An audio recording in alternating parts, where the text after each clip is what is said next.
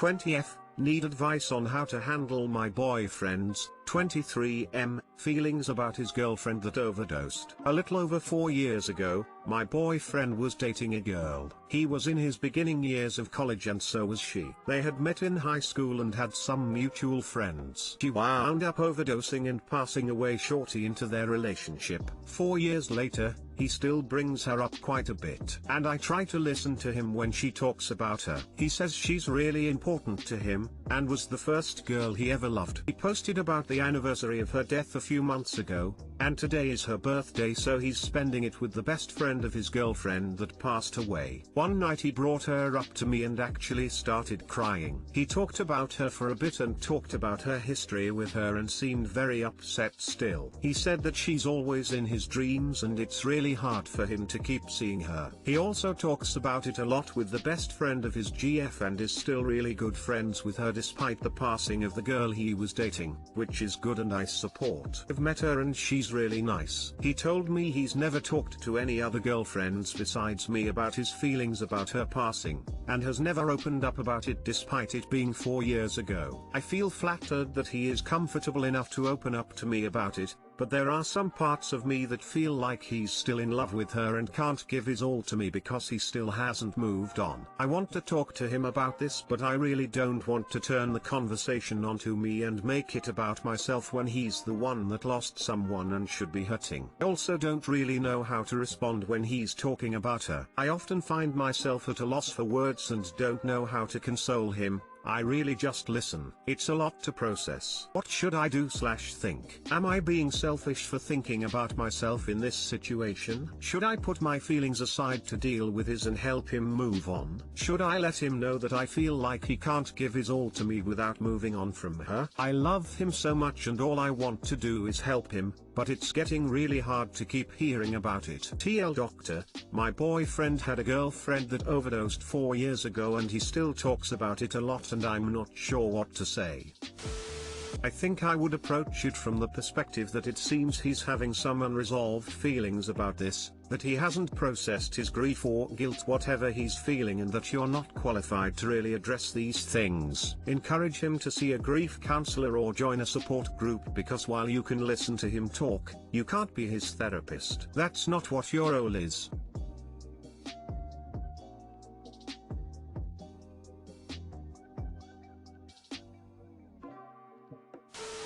He's definitely still grieving her loss and could benefit from some counseling or therapy. Steer him in that direction, that's all you can do. If it's against your boundaries to date someone who isn't over their ex, I would be upfront with your boyfriend. Be honest, communicate. I still visit my first girlfriend's grave every year on her birthday. Some people process grief differently and that's normal when this kind of thing happens. Over time he'll probably get to a point with you where it won't be at the front of his mind anymore.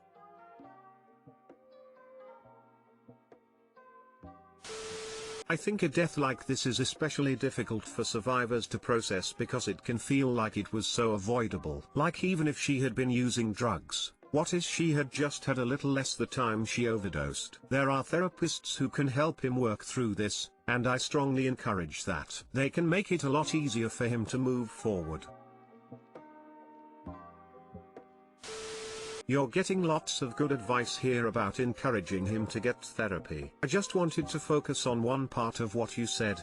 I really don't want to turn the conversation onto me and make it about myself when he's the one who lost someone and should be hurting. I relate to this, as someone who's been in a similar position to yours. My first girlfriend's ex died of cancer very young. She watched him die for the last year of their relationship. It was understandably very traumatizing for her and she would talk about him a lot. I felt the same as you. I can't talk about how this makes me feel. She's the one who's suffering here. I can't make this about me. In the end though, that just led to me burying my feelings and it was poison for the relationship. Yes, Your boyfriend has lost someone and should be hurting. That doesn't mean you aren't allowed to have feelings about it too. It does affect you. A relationship where only one partner's feelings matter isn't healthy. Your boyfriend might be grateful to you for telling him how this affects you. That doesn't mean telling him he needs to get over his ex. She will probably always be a big part of his life, but that doesn't mean he can't love you or that you aren't also important to him. But it's completely fair enough for you to talk to him about how this affects you. It sounds like he's buried a lot of feelings and now he feels safe enough with you to express them. That's really good.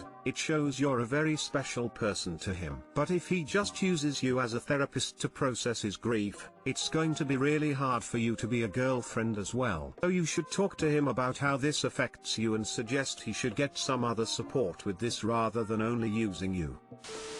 Do I, 21M, risk harming my friendship with my best friend / housemate, 22M, when I don't re-sign the lease? I moved into a house with my best friend, 22M, and another friend, 21F, earlier this year while we were all at uni. We were really excited for it, and being good friends we were keen to have a happy family of a share house. I moved in a week after signing the lease, and was then told by my housemates that they were in a committed relationship with each other. I had no idea about this and was shocked to say the least. Upon my prodding, they basically fessed up to not telling me before signing the lease because they didn't want me to bail out just as we were finally securing a house. Needless to say, I was decently mad, and none of my other friends thought my housemates' actions were right. Since then, we've tried to make it work. To my housemates' credit, they've often been good. They follow all their chore duties, often talk to me and even try to include me in their activities. Yet, the overall dynamic of living with a committed couple doesn't really work for me. At the end of the day, you're a third wheel. More so, heaps of my friends' couple Y antics are really ostentatious and done in communal spaces. No matter how much I, politely, ask, they keep that stuff for the bedroom. This is taken to the extreme for my female housemate. She loudly calls out for her boyfriend, and my best friend, around the house, baby, bubba, my love, and ends up having intimate moments with him on the living room couch FFS. There's nothing wrong with doing this stuff, but there is if you do it in front of people, and it's not a situation I want to be a part of. I've decided I won't renew my lease, but I'm scared it's going to harm my friendship with my best friend. After my housemate's antics, I don't give a fuck about the friendship with my other housemate. I think that one's already gone, but would like to keep the friendship with my best friend intact. He is so enamored with his relationship that he doesn't seem to realize how wrong everything is, and has told me how excited he is for us all next year and how he's so happy to have the best house. He's assuming I'm going to resign. Do you guys reckon it's possible for me to leave but keep our friendship strong? Would we be irreparably damaged? I need to leave this house, but I'm not sure I can have my cake and eat it too. Any advice much appreciated! TL, doctor, my housemates entered a relationship with each other, without my knowledge, before I moved in. I'm now going to move out, but will I harm my friendship with my best friend? They withheld their relationship from you until after you signed the lease. They have no leg to stand on to be mad about you not renewing and finding a different living arrangement. Just let them know ASAP and don't get drawn into telling them all the reasons listed here. Could tell them you prefer to live in a roommate's dynamic instead of with a couple, but make that sound like your issue, because they're not doing anything wrong. Keeping it a secret to make you move in was wrong, but that's beside the point now. If you want to keep the friendship, if they're good friends, they'll understand, and they can find another roommate. Not your problem. I would not worry about it and just not resign the lease. They can't credibly be mad at you because they knew if they told you before you signed, you probably wouldn't have signed the lease, so they must have some inkling that this is not a living situation you would have been comfortable with. It's 100% their fault and they should have been open and honest with you from the beginning. I used to live with a couple, although they became a couple after we all moved in, and I don't blame you for wanting out. For me, it wasn't so much that they were two couple Y in the house, it's just that if there was a disagreement about things, it was often 2v1 because they would stick up for each other. They tricked you into this situation. If anyone damages the relationship, it's them. You didn't sign up for this, literally. I mean, what did they expect? That you go, haha, you got me. Guess I'll live with you guys for another 10 years being the third wheel.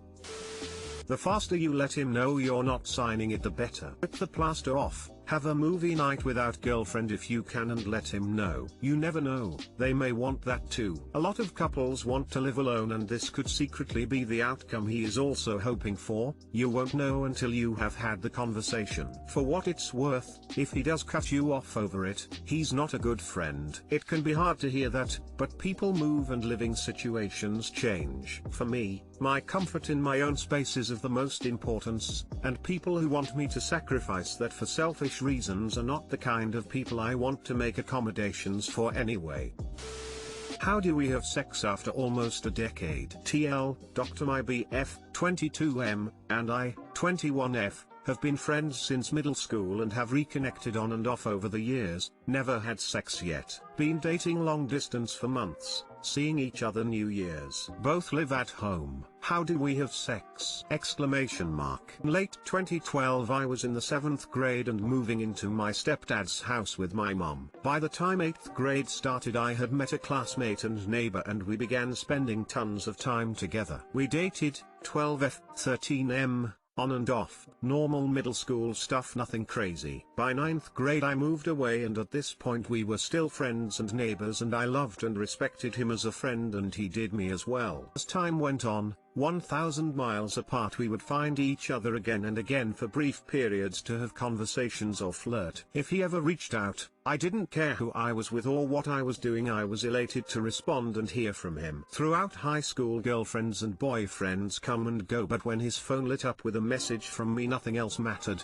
He broke up with a few people because of me, and same here. In 2017 we started college and I moved back to town. The first night in my dorm I was lonely, so he rode his bike over and spent the night with me, this time, 17F, 18M. No sex or anything, just a good friend and a good night's sleep. The first semester I met someone and he had just gotten out of a bad relationship prior to spending the night, so we didn't really reconnect again. In 2018 I transferred back to a college up north, finding myself 1,000 miles away again. In 2019 we spoke for months on end in the spring, wishing we could be together, but both living at home with normal jobs and school realized it was impossible for the time being and talking faded out. In 2020 over quarantine we reached out to each other again, and after a month of talking we realized how badly we missed one another and began dating, this time with plans for him to move up here post-virus. We have gotten antsy to see each other, with him considering riding his bike from South Florida to Baltimore at one point. And finally I spoke to my dad and we decided I could spend an indefinite amount of time with my Florida family, which now includes 22M, and I will be flying down on New Year's to see him and my mom and grandmother and sister for an undetermined amount of time. Here's the kicker. We still both live at home and our parents are pretty cool, but nobody leaves the house anymore, and we want to shag each other's brains out after waiting for nearly a decade to do so, and don't want to scar our families for life. How the hell are we supposed to have sex like this? Question mark.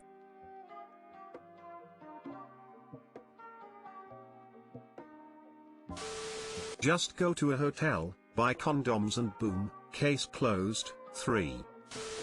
Would it be too weird to spend a night in a hotel? Prob the only way to get time alone. I assume hotels might be less expensive BC of pandemic, but I dunno. We want to shag each other's brains out after waiting for nearly a decade to do so, and don't want to scar our families for life.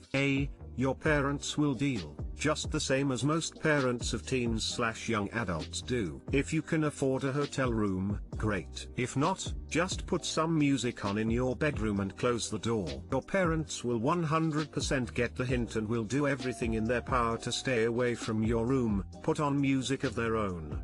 Watch loud movies, The father of my first boyfriend would always play piano as loudly as he could the minute our door was closed. At least then we always knew he was at the piano, and not about to knock on the door. You will not scar your families. B. It's great that you two have reconnected and are looking forward to taking your relationship to the next level. But maybe don't describe it as we've been waiting a decade to shag each other's brains out. That implies you guys have been DTF since you were 12-13. And just say, this has been a long time coming. Have fun.